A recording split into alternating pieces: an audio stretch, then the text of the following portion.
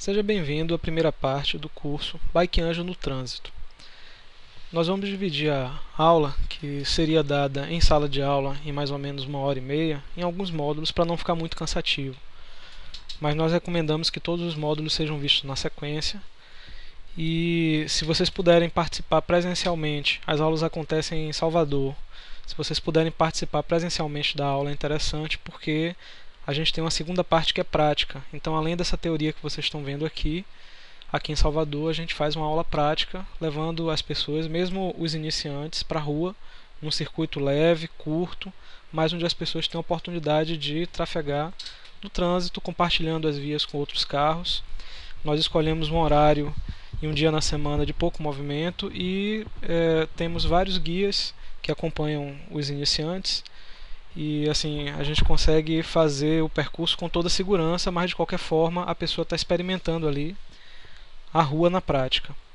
Tá? Aqui, através do vídeo, a gente vai ver a parte teórica. Começando agora, pela minha apresentação, vou fazer um breve histórico aí, só para embasar o restante da apresentação, porque na verdade ela é feita a partir do meu conhecimento prático, com algumas coisas da parte teórica, de código de trânsito, mas a maior parte realmente está baseada no conhecimento prático. Meu nome é Daniel, eu sou sócio da primeira empresa de entrega aqui de Salvador, uma empresa baseada 100% em bicicleta, e meus entregadores e eu também algumas vezes para fazer entregas rodamos muitos quilômetros por dia na cidade. E além do trabalho de entrega, eu vou visitar clientes, eu vou visitar meu contador, eu vou resolver minhas coisas pessoais e também vou me divertir, passear, fazer esporte de bicicleta. Com isso, eu acabo rodando cerca de 200 km por semana, como vocês vão ver, em média, isso varia um pouco. Já pedalo há muito tempo, isso é uma foto antiga, na época que eu ainda tinha 14 anos.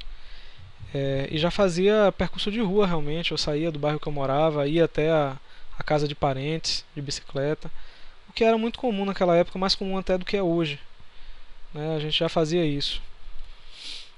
Eu atualmente gosto muito de pedalar na estrada, uso speed, nessa foto aí eu estou na mountain bike, mas eu uso speed na estrada. Eu gosto muito de pedalar na lama também, dentro do mato, areia, barro. Me sinto muito à vontade pedalando com os grupos, mas gosto de pedalar em família também, aí é lazer mesmo.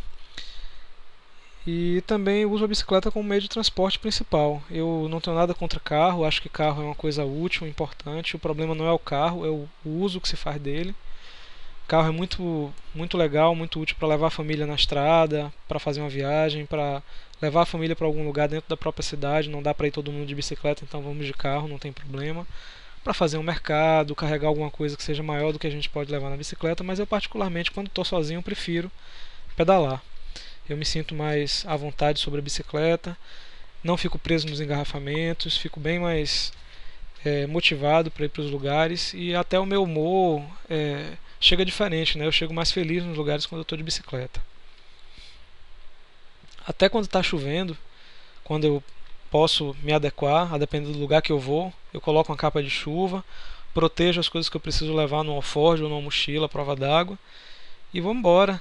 Claro que existem dificultadores, os carros às vezes levantam água e sujam a gente, por mais que a gente esteja com capa de chuva, mas a gente vai se adequando, né, às situações. Em alguns casos eu vou de bicicleta mesmo com chuva. Como eu tinha falado, né, a média que eu percorro por semana é 200 km. Isso tem variado um pouco para mais ou para menos, depende. Quando eu faço um treino mais longo isso aumenta, quando eu passo alguns dias sem pedalar na semana diminui. Mas, gente, são 10 horas em cima da bicicleta por semana. Então, o que eu quero dizer é que as coisas que eu vejo na rua, eu vejo com muita frequência e acabo tendo que atuar, tendo que criar mecanismos de defesa com muita frequência também. Então, eu acho que eu consigo colaborar, contribuir com quem tem menos horas de pedal por semana do que eu, com a minha experiência que é um pouco maior. A primeira pergunta que eu faço, começando, é se bicicleta é veículo. Tá? A bicicleta pode andar na rua, é obrigatório andar no passeio ou na ciclovia. E a resposta para isso vem lá do Código de Trânsito. Pelo Código de Trânsito, a bicicleta é um veículo, tá? O termo está lá escrito, é um veículo movido por tração humana. Tá? Eu não sei se as palavras exatas foram essas que eu falei, mas o sentido do que está escrito lá é exatamente isso. Então, como o nome está dizendo, é um veículo, e por ser um veículo ele tem que estar na rua sim, e tem que seguir a legislação como todos os outros veículos. Bom, vamos dar uma olhadinha em mais um artigo aqui do código. Esse é um dos poucos artigos que eu vou trazer para a tela aqui, para a gente ver. O curso é mais baseado na prática, né? Não é muito teórico. Então não se preocupe que não vai ter muita teoria. O artigo 58 do Código de Trânsito Brasileiro diz que quando houver ciclovia ou acostamento, a bicicleta deve utilizar. Existe um trechinho que fala o seguinte, que quando não for possível a utilização, né, da ciclovia ou do acostamento, que aí sim, ele existindo lá, mas não sendo possível utilizar, o ciclista pode e deve trafegar pela rua. Mas, infelizmente, o código não deixa claro quais são as situações que são consideradas como impeditivas para o ciclista utilizar uma ciclovia. E ficar muito nesse mundo de teoria, né, de vamos usar o bom senso, não dá certo no momento que acontece um acidente e você está na rua e tem uma ciclovia do lado, e o advogado da parte contrária vai lhe acusar ainda de ser culpado por provocar o acidente porque você deveria estar andando na ciclovia. Não vai funcionar dizer, mas no código está escrito que eu não sou obrigado a utilizar a ciclovia quando não for possível a utilização. É muito fácil para um advogado dizer o seguinte, mas não está descrito quando não é possível. Por que não foi possível?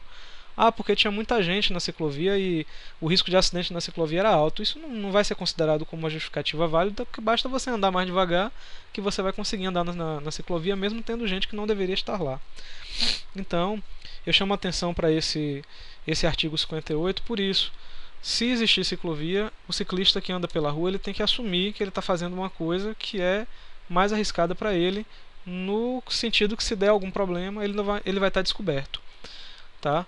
Eu prefiro particularmente escolher caminhos que não tenham ciclovia ou usar a ciclovia se eu for por um caminho que tem ciclovia. O código fala também sobre a necessidade ou a obrigatoriedade do ciclista andar nos bordos da pista. Isso está muito claro aí, mas muita gente confunde, acha que o ciclista é obrigado a andar sempre do lado direito da pista. Na verdade, o ciclista opta por andar do lado direito da pista, perto ali do passeio, do meio-fio, porque é a via de menor velocidade, tá? Mas ele pode, pelo Código de Trânsito, optar por andar no outro bordo, que é o bordo esquerdo da pista, próximo do passeio do outro lado, onde tem a pista de maior movimento, maior intensidade. Em algumas situações, eu recomendo inclusive trocar de lado e ir pelo lado esquerdo realmente, para que você consiga fazer um retorno com mais segurança, consiga ter acesso a uma rua que está daquele lado. Então você faz a conversão, você muda de faixa, muda de lado da via bem antes, e depois você está mais tranquilo ali para fazer o que você vai fazer. Mas tem alguns motoristas que ficam muito irritados quando vem um ciclista trafegando daquele outro lado. E a outra coisa é que esse artigo fala para andar no bordo da pista, mas em momento nenhum ele fala que tamanho é esse bordo. O que eu posso dizer para vocês, que a gente vai abordar mais para frente aí, é que não é para andar muito no cantinho, porque é perigoso, tem bueiro, tem falhas no nivelamento da pista, tem sujeira, tem coisas ali no canto que pode representar um risco para o ciclista. Então já afastar um pouco do meio-fio já é recomendado sempre. Em algumas situações é recomendável que o ciclista ocupe realmente a faixa. Tem uma obra, tem alguma situação em que não vai dar para passar ele o carro, é melhor que ele ocupe a faixa, faça sinal para que o carro espere e depois ele volta mais para o canto. Em algumas cidades, em algumas situações, vocês vão perceber que é já comum o ciclista andar realmente ocupando a faixa, e se o carro tiver que fazer a ultrapassagem, que ele mude de faixa para fazer a ultrapassagem, como se a bicicleta fosse realmente um veículo que ocupasse a faixa inteira. Assim o ciclista se sente mais seguro. Mas, falando da realidade aqui de Salvador, eu não recomendo ainda fazer isso com frequência. Eu acho que a gente tem que ir fazendo à medida que for mais seguro para a gente, sim, mas sempre tomando cuidado de sinalizar para os carros. E não fazer isso no trajeto inteiro, porque ainda é tomado como uma ofensa por alguns motoristas. E o motorista está com o carro na mão, naquele momento ele pode se enraivar e tomar alguma atitude, tentar apertar o ciclista contra o meio-fio, tentar xingar o ciclista quando passa, qualquer coisa pode desestabilizar o ciclista, e eu acho que não é o momento ainda da gente estar nos impondo dessa forma, principalmente pedalando sozinho. Eu acho que as campanhas educativas, nós temos sempre que estar falando sobre isso, para que os motoristas entendam que é direito sim do ciclista ocupar a via. Tá? Mas por enquanto fazer isso com cautela, com precaução. Quando estiver em grupo é mais fácil, o grupo ocupa a faixa inteira com muita mais naturalidade, os motoristas aceitam isso muito melhor do que quando a pessoa está sozinho. Os ciclistas eles sempre têm preferência em relação aos motoristas, e os pedestres têm sempre preferência em relação aos ciclistas. Tá? Isso é uma coisa que a gente tem que ter em mente sempre para saber quando é o nosso direito e quando é a nossa obrigação. Até no momento que você vai explicar alguma coisa para o motorista na rua, de repente se ele lhe pergunta, você explicar para ele que ele realmente tinha que esperar no cruzamento, porque é a preferência do ciclista que está na frente, ele tem que cruzar primeiro, então a gente tem que ter segurança disso. Mas eu também não posso tá gritando para o pedestre sair da frente, porque na verdade a preferência é dele. Se ele vai atravessar na minha frente, a preferência é dele. Tá? Então eu tenho que correr atrás dos meus direitos, mas também tenho que fazer a minha parte quando for a minha obrigação. Essa foto ela foi colocada aí para se fazer a seguinte pergunta: qual desses dois ciclistas vocês acham que vão ser mais respeitados pelo motorista? É óbvio que o ciclista que está andando na contramão de sandália, sem aquela nada que caracterize ele como um ciclista, nem como usuário de bicicleta propriamente, parece simplesmente uma pessoa que pegou uma bicicleta de qualquer jeito e saiu. É assim que o motorista encara, infelizmente. Ele vai ser menos respeitado, até porque ele está desrespeitando o código de trânsito, né, andando na contramão, e isso acaba dando... o motorista se acha no direito, não dá o direito, mas o motorista se acha no direito de também fazer o que ele quiser. É óbvio que não precisa ir para o outro extremo e pedalar sempre como o ciclista que está à direita da tela está pedalando. Mas à medida que você respeita a legislação, utiliza um calçado adequado, que é muito importante até para a proteção dos pés, no caso de uma queda, utiliza uma luva para proteger as mãos, se coloca na bicicleta de uma maneira que seja vista com melhor olhos, tá, pelo motorista, você é mais respeitado. Isso é, infelizmente, uma questão que está relacionada com o preconceito. O senhor de sandália, na bicicleta na contramão, é uma pessoa qualquer. A pessoa que está pedalando de paletó e gravata é um médico, é um advogado. É assim que o motorista pensa, até inconscientemente naquele momento que ele passa pelo ciclista, então ele toma mais cuidado. Então é uma medida de segurança também você se colocar na bicicleta numa postura de uma pessoa que aparenta ser melhor do que esse senhor que está aí. Tá? Eu digo infelizmente, porque eu acho que ninguém tem a obrigação de fazer isso, cada um deve pedalar como quiser, já que não é obrigatório, por exemplo, utilizar sapato para andar de bicicleta, não é obrigatório utilizar luva, nem mesmo capacete é obrigatório. Mas eu acho que a gente tem que pensar no seguinte: não importa se eu estou certo ou errado, se a pessoa está sendo preconceituosa ou não, eu tenho que proteger a minha vida, e se é mais seguro para mim aparentar ser mais importante quando eu estou na bicicleta, é melhor que eu faça isso. Pelo menos até o mundo mudar, até a cultura local mudar, até a cabeça dos motoristas mudarem. Tá? Então isso aí é para nos proteger. Mas aproveitando, os EPIs que eu considero que são essenciais, eu vou chamar de EPI qualquer coisa que proteja, tá, gente? Então não vamos ao pé da letra aí no termo. Eu acho que é importante usar um sapato. Esse sapato tem que ser fechado. Se tiver um cadastro, tem que estar bem amarrado com 2 nós e colocado para dentro do ladinho do sapato ou da meia, para evitar que desamarre. É interessante utilizar luvas, porque quando a gente cai, a primeira coisa que vai no chão é a mão. Eu acho que óculos, independente de ser um óculos de sol ou um óculos de grau, é interessante utilizar também, porque às vezes o carro levanta areia e cai no olho da gente. A gente não pode se dar o luxo de estar pedalando e fechando os olhos, limpando os olhos. A gente tem que estar sempre atento, vendo o que está acontecendo. Considero que o capacete, apesar de não ser obrigatório, é interessante utilizar, principalmente quando você tiver com a intenção de fazer um pedal mais no ritmo mais puxado. Você vai treinar, você vai andar mais de 20 km por hora. É interessante estar com capacete, porque a cabeça vai ao chão e infelizmente às vezes na queda a gente não tem condição de proteger com os braços, não tem condição de ter reação, e quando vai no meio fio, num poste, em cima de um carro, também é perigoso. Então esses seriam os EPIs essenciais. Eu acrescentaria uma coisa que eu não considero essencial, mas ajuda muito, que é uma forma de você chamar a atenção do motorista. Na verdade, eu acho que a maior prevenção, maior medida que a gente pode tomar e melhor medida que a gente pode tomar para prevenção de acidente é fazer o motorista sempre ver a gente antes dele chegar muito perto. Então acredito que um apito alto, uma buzina alta, ou até se você não tiver nada, gritar para o motorista é importante. Não pode ter vergonha de fazer barulho nessas situações, porque ele tem que lhe ver. Então uma roupa que chame atenção ajuda, qualquer coisa que chame a atenção do motorista para que ele lhe veja, uma iluminação. Se você vai pedalar de noite, tem que ter iluminação na frente e atrás da bicicleta, ou pode ser atrás do seu capacete também, ou na mochila que você utiliza, mas que chame a atenção do motorista vindo de trás e o motorista vindo da frente também, para que ele lhe veja. Fone de ouvido é uma coisa que não deve se usar de hipótese alguma, porque a gente precisa ouvir o trânsito, a gente precisa ouvir o carro que está se aproximando, a gente precisa perceber se ele está acelerando ou freando sem precisar virar o pescoço para olhar, porque o nosso cuidado vai ser diferente. Se o carro passa acelerando do meu lado, eu sei que ele vai embora, eu sei que ele está indo, e eu vou ficar. Se o carro vem chegando perto de mim e freando, alguma coisa errada tem, ele pode querer entrar, ele pode querer parar, e pode ser que ele não esteja me vendo. Então é o momento de eu virar para trás, fazer um sinal, apitar, ter certeza que aquele motorista está me vendo. Então o fone de ouvido atrapalha muito.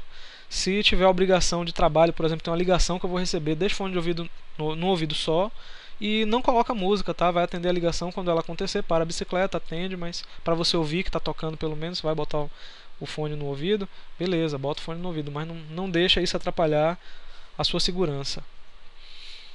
A limpeza da bicicleta é fundamental. Uma bicicleta limpa, além de fazer você chegar limpo nos lugares, a pior coisa que tem é você chegar no lugar todo sujo, porque precisou para trocar um pneu e a bicicleta estava tão suja que não teve como você evitar se sujar tanto. Suja a roupa, suja o rosto, passa a mão na camisa, suja a camisa também. Mas não é só isso não. Uma bicicleta limpa e lubrificada da maneira correta significa que não vai lhe deixar na rua. Ou se for apresentar algum problema, vai ser muito mais difícil do que uma bicicleta que você não dá manutenção. Isso é importante aprender a fazer, até para você não ficar dependendo só dos mecânicos, gastar muito dinheiro com isso. Não é uma coisa complicada. O Bike Anjo aqui em Salvador tem um treinamento prático, onde a gente faz uma oficina de manutenção básica que explica como fazer essa limpeza, essa lubrificação da maneira correta. E eu acho que de tempos em tempos, de 3 em 3 meses, de 6 em 6 meses, é necessário levar a bicicleta numa oficina assim para fazer uma revisão geral também. Lembrando que é importante para a sua segurança que a bicicleta não lhe deixe na rua, que não quebre alguma coisa que vai lhe derrubar, né? Então, isso já é metade do problema. E a outra metade é, pô, não me derrubou, mas quebrou. Eu tenho que carregar a bicicleta, botar num carro, vou ficar parado. Eu tenho que passar um tempo aqui para trocar uma câmera, consertar um pneu que rasgou de alguma forma. Isso tudo lhe deixa mais vulnerável. Então, está relacionado à segurança também. Manter a bicicleta de uma forma que você confie nela, que você possa pedalar, sabendo que você vai sair e vai chegar no seu destino com tranquilidade. É importante também começar a reconhecer quando as coisas ficarem diferentes. A bicicleta está fazendo um barulho diferente, está com uma folga em algum lugar, você começar a reconhecer isso, não está freando bem, para já parar e colocar na manutenção também. É necessário andar com uma bomba, uma câmara reserva ou aquele kit de reparo que tem a cola, o remendo para você consertar a sua câmara. É necessário ter as espátulas. Eu recomendo sempre espátulas de nylon, nunca de metal, porque no momento que você está tirando o pneu do aro, você pode cortar a câmara. Com a de nylon é muito mais difícil isso acontecer. E um kit de chave que tem basicamente tudo que você precisa para fazer uma manutenção rápida na bicicleta. Se você tiver uma bicicleta sem blocagem, com porca nas rodas, é necessário ter uma chave também de boca, 14-15, para você poder tirar essa roda para trocar a câmera, ou você vai treinar, aprender, né, a fazer o conserto, o reparo da câmera. Não dá para trocar a câmera nesse caso sem tirar a roda. A roda presa no lugar, você tira a beirinha lá do pneu do aro, consegue achar o furo, fecha, bota no lugar. Muita gente faz assim para não ter que tirar a roda. Voltando aqui um pouco, é importante que você tenha esse kit com você, mesmo que você não saiba usar, tá? Porque ciclista é solidário. Já vi muitas vezes uma pessoa parar a bicicleta e outros pararem para ajudar. Então, se você tem a ferramenta, a pessoa vai lá e te ajuda. Se você não tem a ferramenta, às vezes a pessoa também não tem. Uma bicicleta para uso cotidiano, para deslocamento, ela tem que ser simples mesmo. Ela tem que lhe dar menos dor de cabeça no momento de fazer a manutenção. Ela tem que ter uma manutenção mais barata. Ela precisa chamar menos atenção de ladrão. E eu recomendo também colocar bagageiro, paralama, para lhe proteger de chuva. No caso do paralama, bagageiro para você poder colocar uma mochila presa nele, para não estar carregando nada nas costas. Não é interessante no dia a dia estar levando nada nas costas, porque isso só vai fazer você suar mais e de repente até fazer você sentir dor nas costas mesmo. E quando você for para algum lugar, prenda a bicicleta, sempre de uma forma que você consiga prender a roda, se ela tiver blocagem, e o quadro. E também utilize 2 trancas e trancas que sejam de modelos diferentes. Uma pode ser cabo de aço e a outra U, porque a ferramenta para cortar uma tranca, para quebrar uma tranca dessa, é diferente da outra, então já dificulta mais. Não precisa você utilizar as duas trancas em todo lugar, mas quando o lugar oferecer um risco maior, você ficar com medo de deixar a bicicleta ali, você usa as duas trancas. Essa tranca U você pode prender no seu bagageiro, ou você pode carregar na mochila. Eu recomendo prender no bagageiro para não ter que carregar esse peso, né? E outra coisa, tem que pensar no seguinte: se sua bicicleta está trancada duas vezes e tem uma bicicleta mais fácil de roubar do lado, aquela pessoa que está mal intencionada, ela vai querer a mais fácil. Então é dificultar, não é impossível roubar, mas é dificultar. Não é fazer se tornar impossível, mas é realmente empurrar o problema para longe de você. Assim, sobre o selim, algumas pessoas recomendam inclusive, vamos olhar aqui esse selim, que quando ele tem blocagem, aquele selim que você abre e faz ele subir, descer e pode tirar ele fora, algumas pessoas têm medo que volte a bicicleta esteja sem o banco, né, que é o selim e o canote, né, o tubinho e o banco. Então você pode passar a tranca também por dentro do ferrinho do banco. Não impede, a pessoa pode desmontar também o banco e levar, mas eu acho muito difícil porque o banco não é uma coisa de valor, então de valor expressivo, então a pessoa não vai ter esse trabalho. Mas uma outra coisa que você pode fazer também para evitar esse problema é trocar a blocagem por um parafuso com porca, e tem parafuso com porca que você pode passar um cadeado inclusive nele, aí fica mais seguro. Eu utilizo o banco com blocagem, como minha bicicleta de deslocamento é bem simples, nunca ninguém roubou meu banco, eu nunca vi folgado, nunca tive medo disso não, tá? E se eu voltar um dia e tiver sem banco, eu vou me surpreender, vou ter que pedalar sem banco e aí vou tomar alguma providência, mas até hoje eu não precisei. Olha que eu deixo a bicicleta em vários pontos da cidade, muitas vezes por dia.